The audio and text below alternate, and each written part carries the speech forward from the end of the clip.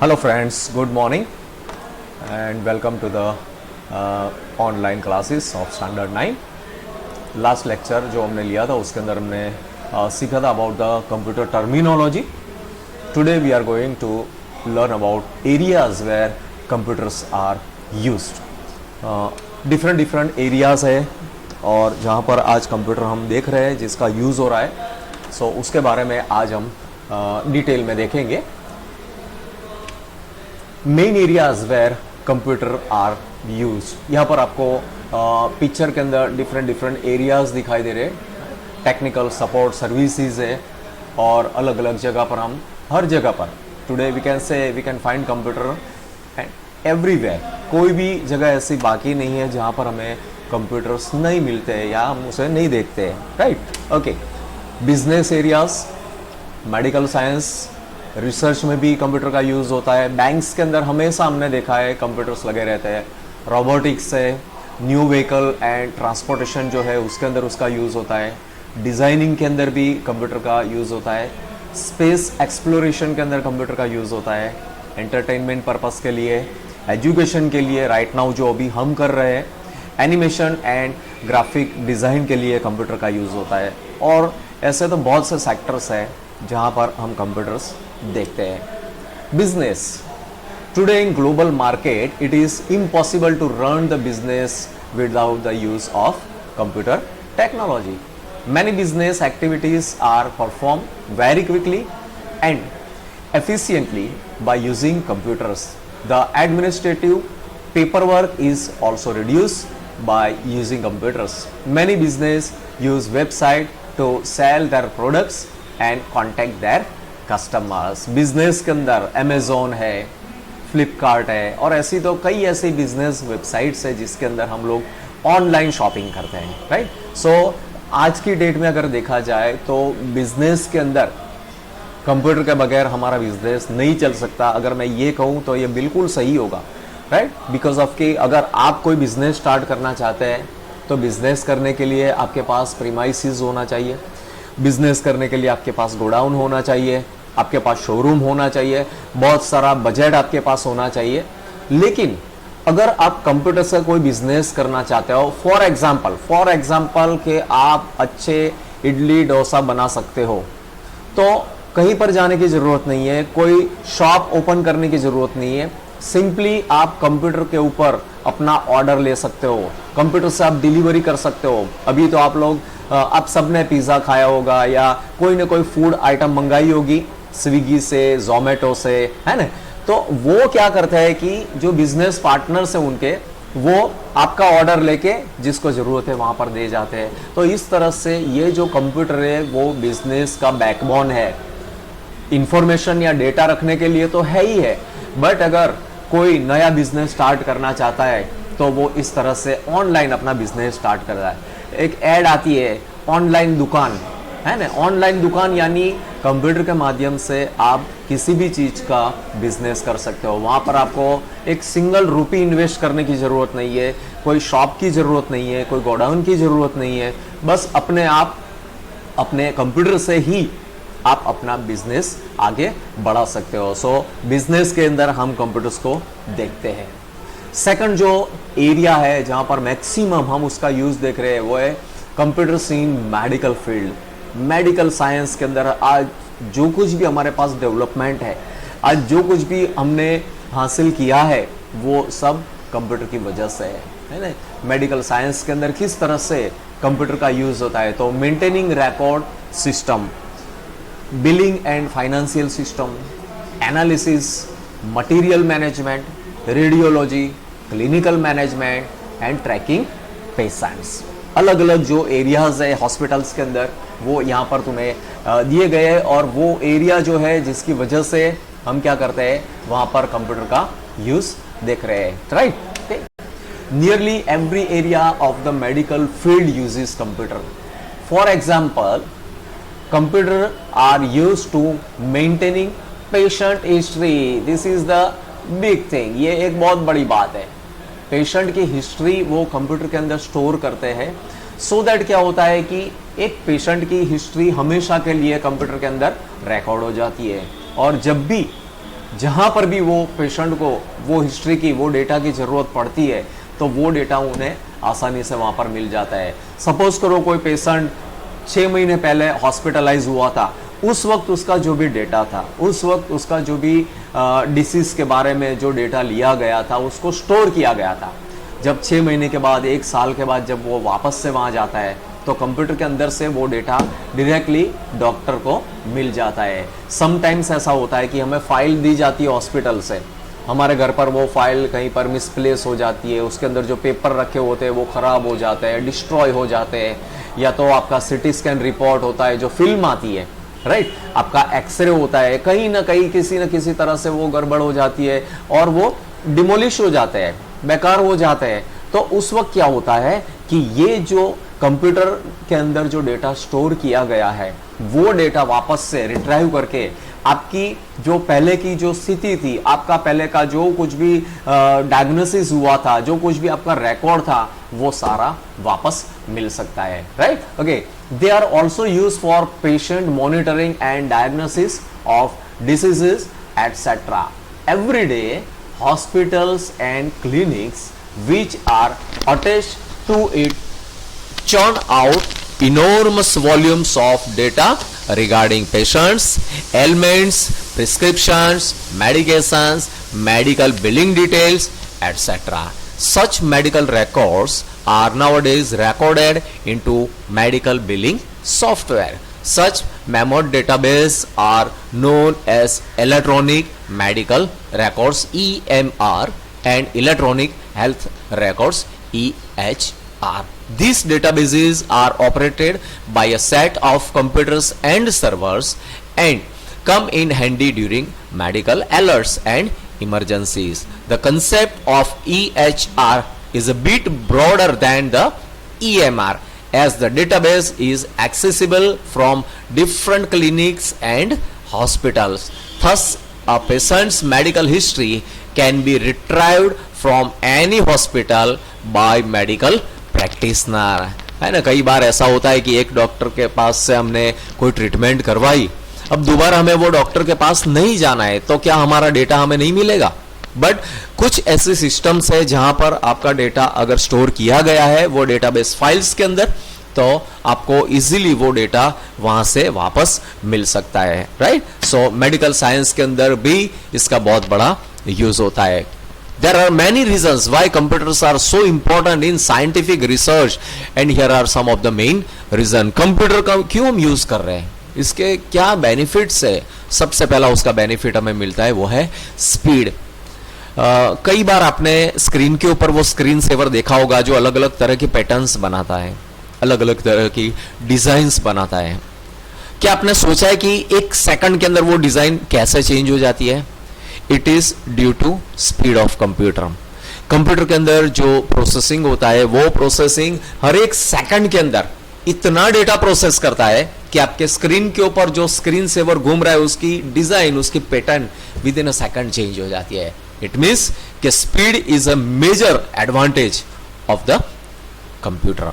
Although calculations can be done by a human being, a computer can process numbers and information in a very short space of time. This means that time is then saved thanks to the use of the computer, leaving researchers more time to complete and conduct further research. Also, a sum that may take a person several hours to process will take a computer mere minutes, if not seconds. Second thing is accuracy.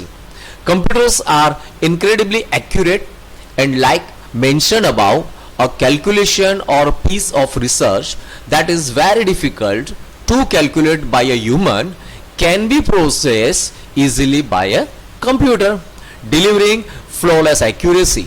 Accuracy is of the utmost importance in scientific research, as a wrong calculation could result in an entire project research piece being filled with incorrect information. Organization. When researching science, you can often be flooded with different pieces of information, calculation and notes, and with a computer, you are able to stock it all neatly and safely. By using simple folder, word processor and computer programs, you can store millions of pages of information which are stored safe within the computer. This is a method that is significantly more productive and safer than using a paper filing system in which anything can be easily misplaced, therefore disrupting research. तो ये तीन जो main advantage है, speed, accuracy and organisation. Computer के अंदर एक filing system होता है और वो फाइलिंग सिस्टम आपके हर एक डॉक्यूमेंट्स, आपके हर एक इंपोर्टेड जो डॉक्यूमेंट्स है वो हर एक को संभाल के एक सिस्टम के अंदर स्टोर करता है. वेन एवर यू रिक्वायर्ड, जब भी आपको वो डॉक्यूमेंट की जरूरत पड़ती है सालों बाद, तो आपको वो डॉक्यूमेंट वापस मिल जाता है. राइट. सो कंप्यूटर के ये तीन मेन एडवांटेज है. जैसे यहां पर हमने पढ़ा कि पेपर को सेफ रखना होता है. कोई बड़ा रिसर्च आप कर रहे हो, कई पेजेस आपने लिखे हैं, अगर वो उसमें से कुछ पेजेस डिस्ट्रॉय हो जाते हैं, किसी न किसी तरह से वो खराब हो जाते हैं, तो आपका पूरा जो वर्क है, आपने जो पूरा वर्क किया है, वो पूरा का पूरा वर्क बेकार हो जाएगा. दैट इज वाई कंप्यूटर के अंदर जो ऑर्गेनाइजेशन की जो फैसिलिटी है कि हमारे डॉक्यूमेंट्स को एक अच्छे मैनर के अंदर, एक सिस्टम के अंदर हम स्टोर कर सकते हैं, ऑर्गेनाइज कर सकते हैं. राइट. ओके. देन आफ्टर हम कंप्यूटर्स देखते हैं बैंक्स के अंदर. बैंक से तो आप काफी कुछ फैमिलियर हो. बैंक के अंदर कई बार आप गए होंगे, और बैंक में नहीं गए लेकिन आपने एटीएम का तो विजिट किया ही होगा. राइट. सो बैंकिंग सिस्टम के अंदर भी कंप्यूटर का वाइडली यूज होता है. Computers are widely use in banks. They are use in banks for record keeping and maintaining accounts of customers. Most of the banks provide the facility of ATMs. The customers can draw money through ATM card from any branch of that bank or another bank at any time of a day. हम सभी जानते हैं कि ATM machine के आने के बाद हमारा बैंक में जाना ही बंद हो गया, क्योंकि मैक्सिमम हम लोग क्या करते हैं, पैसे निकालने के लिए बैंक का सबसे ज्यादा विजिट करते थे. लेकिन एटीएम कार्ड आने के बाद ऐसा हुआ कि हमें अब बैंक जाने की कोई जरूरत नहीं है. एटीएम मशीन के थ्रू, किसी भी बैंक का एटीएम मशीन है, हम इसके थ्रू हम इजीली पैसे विड्रॉ कर सकते हैं. सो कंप्यूटर का जो मैक्सिमम हम यूज करते हैं वो बैंक के माध्यम से करते हैं, क्योंकि बैंकिंग सिस्टम एक बहुत ही कॉम्प्लेक्स सिस्टम है. उसका डे टू डे जो वर्क होता है वो काफी कॉम्प्लेक्स होता है. बट कंप्यूटर के आने से वो सारे सिस्टम एक अच्छी वेल एस्टेब्लिश हुई, और शॉर्ट टाइम पीरियड के अंदर आप अपना काम बैंक से खत्म करके वहां से निकल सकते हो. सो हम ये कह सकते हैं कि कंप्यूटर के आने से बैंकिंग सिस्टम को एक बहुत बड़ा फायदा हुआ, और बैंकिंग सिस्टम को उसका एक बहुत बड़ा एडवांटेज मिला है. Robotics is the branch of mechanical engineering, electrical engineering and computer science that deals with the design, constructions, operation and application of robots, as well as computer system of their control, sensory feedback and information processing. These technologies deal with automated machines that can take the place of humans in dangerous environment or manufacturing processes, or resemble humans in appearance, behavior and or cognitions. Many of today's robots are inspired by nature, contributing of the field of bio-inspired robotics. The concept of creating machines that can operate autonomously dates back to classical times, but research into the functionality and potential uses of robots did not grow substantially until the 20th century.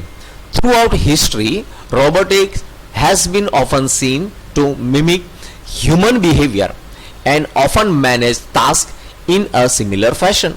Today, robotics is a rapidly growing field as technological advances continue.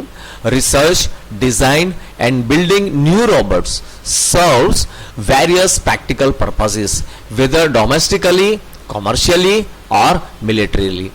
Many robots do jobs that are hazardous to people, such as defusing bombs, mines, and exploring ship wrecks. So robotics यानी automated जो machines हम बनाते हैं, है ना, आपने कई बार transformer की जो मूवीज देखते हो आप लोग, उसके अंदर क्या आता है, यही रोबोटिक्स बताया गया है कि एक व्हीकल होता है, व्हीकल का ट्रांसफॉर्मेशन होता है और उसमें से रोबोट बन जाता है, वो फाइट करता है अर्थ को बचाने के लिए, पृथ्वी को बचाने के लिए, राइट। सो आज हमारे पास कई तरह के रोबोट्स अवेलेबल है, ऑटोमेटेड सिस्टम अवेलेबल है, इवन तो हमारे घर में भी वो सिस्टम अवेलेबल है।